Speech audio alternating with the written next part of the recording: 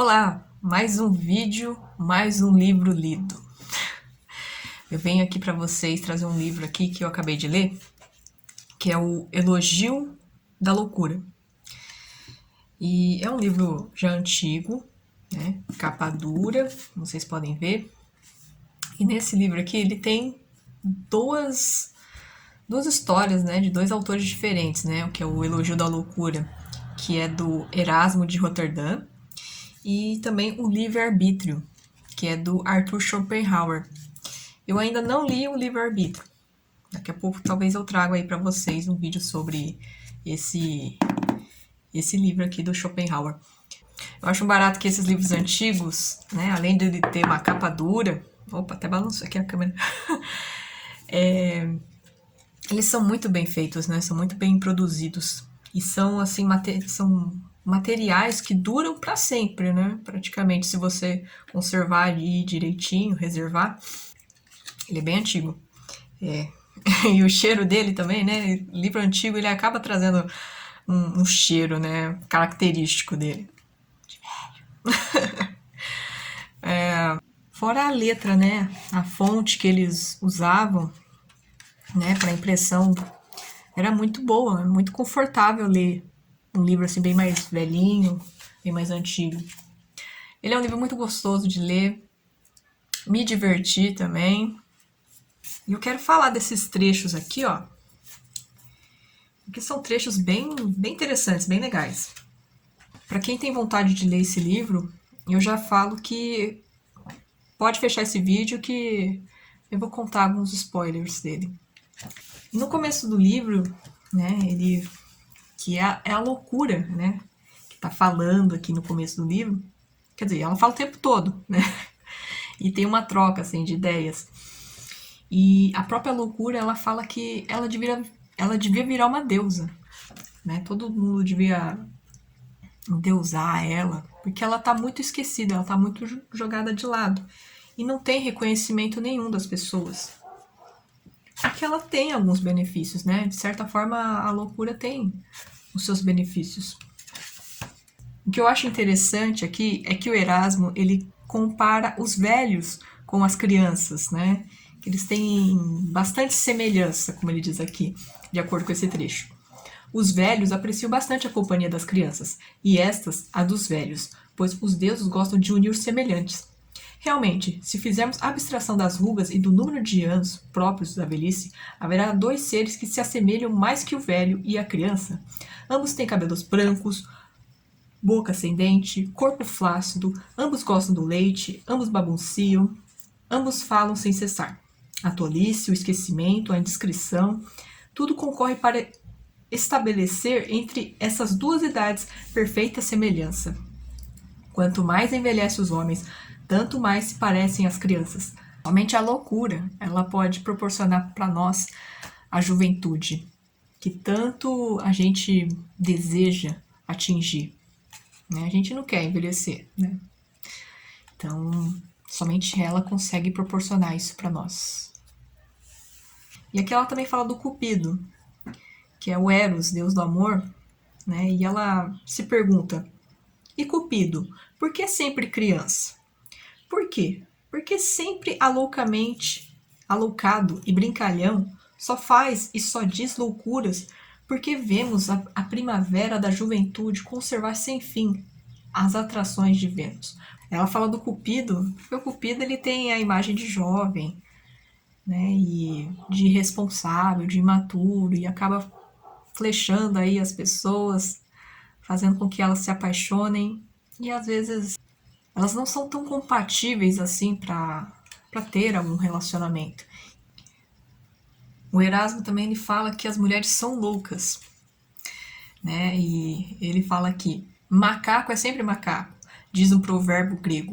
Ainda que o vista da cabeça aos pés, a mais rica das púrpuras, do mesmo modo, mulher é sempre sempre louca, por mais que se esforce por não parecer. Não sou eu que estou falando, tá? Tá escrito aqui no livro. Daí ele justifica, né, o porquê que as mulheres são loucas. Eu falo aqui: não creio sejam as mulheres tão loucas que se aborreçam com o que aqui afirmo.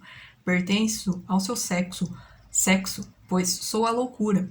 Provar que elas são loucas não é o maior elogio que posso fazer-lhes.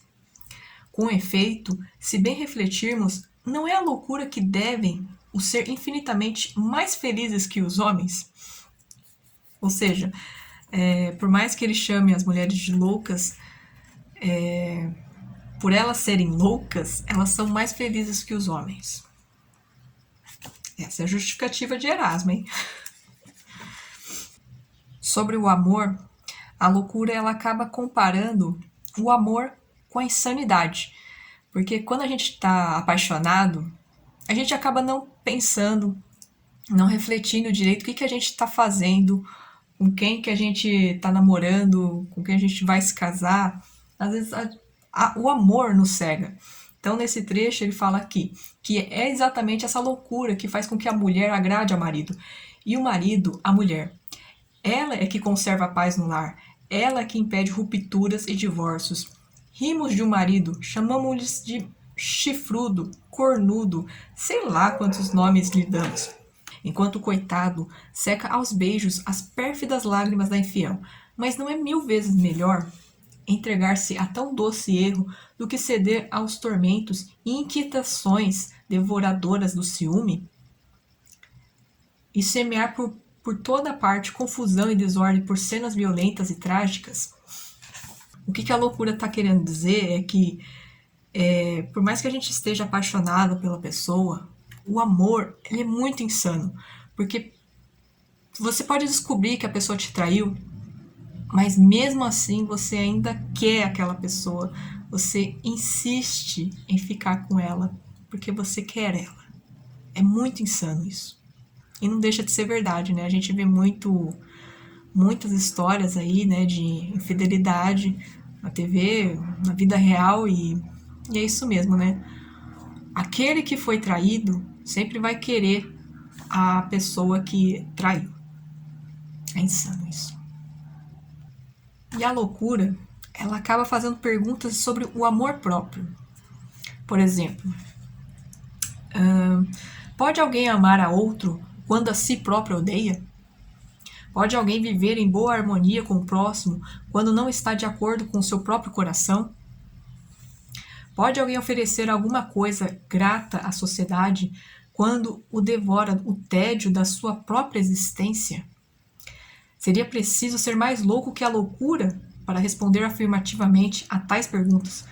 Se me tirardes da sociedade, o homem, longe de poder suportar os outros, acabará por nem suportar a si próprio. Da ciência e das artes, né? Mas, para falarmos um pouco das ciências e das artes, não é a sede da glória que excita os homens a inventar e transmitir à posterioridade todas as artes, todas as ciências tidas como algo de maravilhoso. Mais louco que os outros loucos juntos, os inventores das ciências e das artes creem que não sei bem que espécie de reputação, evidentemente a maior quimera do mundo, lhes compensa esforços e vigílias. Enfim, a loucura que vós deveis os principais prazeres da vida, e com isso tendes a doce alegria de desfrutar da loucura alheia. Porque a ciência e a arte, ela anda junto com a loucura. Então por isso que você vai ver algumas obras, algumas artes aí que, poxa, parece que não tem pé nem cabeça.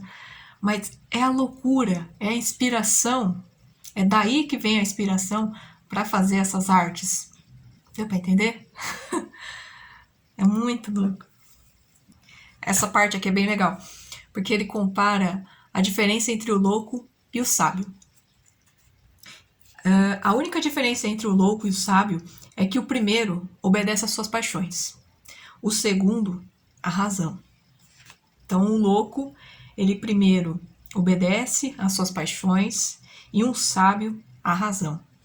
Aí ele explica o porquê, né? No entanto, são essas paixões que servem de guia aos que voam com ardor na carreira da sabedoria. São elas que os incitam a cumprir os deveres da virtude e lhes inspiram a ideia e o desejo de fazer o bem. E o livro vai indo, né? Chega uma parte que ele fala que o conhecimento em excesso, demais, acaba nos deixando triste. Sim, quanto mais se entregam à sabedoria, tanto mais se afastam da felicidade os homens. Mais loucos que os próprios loucos, esquecem-se de que são apenas homens e querem parecer deuses. Essa parte aqui é um parêntese do vídeo. Eu sempre falo que buscar conhecimento é um caminho sem volta. Você não consegue desver as coisas. Eu nem sei se existe esse verbo desver, mas chega a ser viciante a busca por buscar. No começo te deixa triste em saber a realidade, ou começar a se questionar, por que eu só fui saber agora, né? Mas na verdade, estava o tempo todo lá, só que você não via. Ou você via de uma perspectiva ilusória e te deixava frustrado por ter perdido o seu tempo sem saber de tal informação. Às vezes me bate uma tristeza em mim, sabe? Porque na época que eu era mais uma massa para dar um volume, né, para dar volume, ou seja, que eu era facilmente manipulada, influenciada, seja pelas mídias sociais, pelo noticiário da TV, pelas pessoas, né, que estavam vivendo ao meu redor na época, eu era feliz naquela época, porque eu aceitava as coisas sem questionar nada, sem debater. Eu era uma pessoa, digamos, muito abobada. Se você não estudar, não ter interesse, pelo menos um pouquinho para entender as coisas, você só vai ser mais um, que será controlado facilmente e que será movido pelo medo. Medo pelas informações que a mídia passa, você não terá argumentos para formar uma opinião própria, já que a gente não foi incentivado a pensar desde criança, devido ao sistema que estamos sujeitos a viver. Então, tudo na vida tem um lado bom e um lado ruim. E eu sempre vou escolher o lado bom, que é buscar conhecimento, sim, que é uma coisa que a gente não se arrepende na vida e sempre quer mais, sempre quer saber mais, conhecer mais, buscar mais. Então, estudar nunca foi tempo perdido e jamais a gente se arrepende. E o saber tem que vir junto com a humildade. E esse lado de despertar já começam a te tratar diferente. Mas o fato é que quanto mais você busca, mais você muda. E essas mudanças não são bem aceitas pelas outras pessoas. E você é chamado de estranho. E daí eles vão se afastando de você. E você deles. Olha, só sei que eu falei falei um monte e só sei que nada sei. Claro, eu não tô falando pra você virar uma pessoa estagnada, uma pessoa ignorante, bruta. Não. Conhecimento é sempre bom, né? Ajuda a gente a evoluir. Mas o que eu quero dizer é que eu tinha uma outra perspectiva de vida, sabe? E ele também fala que a gente não consegue viver sem a loucura. E que a gente precisa dela, porque é ela que traz alegria, felicidade, faz a gente rir, né? Que nem aqui. De resto, até os grandes monarcas vivem prazerosamente com os loucos, chegando alguns a não comer, nem passear, nem passar um único instante sem eles. Estima-nos muito mais que insípidos e importunos filósofos, mantidos ao seu lado por pura vaidade, a maioria das vezes. Essa preferência não é para mim nem assombrosa, nem difícil de compreender. Os filósofos só contam aos príncipes coisas tristes e desagradáveis. Orgulhosos da sua ciência, ousam até ferir-lhes uma vez que outra os delicadíssimos ouvidos com duras e picantes verdades. Os loucos, pelo contrário, lhe proporcionam 1000 prazeres diversos. A cada instante os divertem, os alegram e os fazem explodir em gostosas risadas. E a própria loucura, ela vai se elogiando, vai contando as suas qualidades, o que ela traz de benefícios, né? E fala aqui que outra boa qualidade dos meus loucos, não desprezível certamente, é serem os únicos homens realmente sinceros e verdadeiros. Ora que pode haver mais belo que a verdade. Porque a loucura, né? A gente não consegue nem controlar a boca. Então a loucura acaba falando, nos faz falar a verdade. Uma das falas da loucura. Ora, a grande loucura se aproxima bastante da demência. Ou melhor, é a própria demência. Que é o demente? Não é um homem cujo espírito está transtornado? Repete a mesma coisa noutros termos. No capítulo 7, a tristeza vive no coração dos sábios e a alegria no coração dos loucos. E esse foi o livro de hoje, O Elogio da Loucura.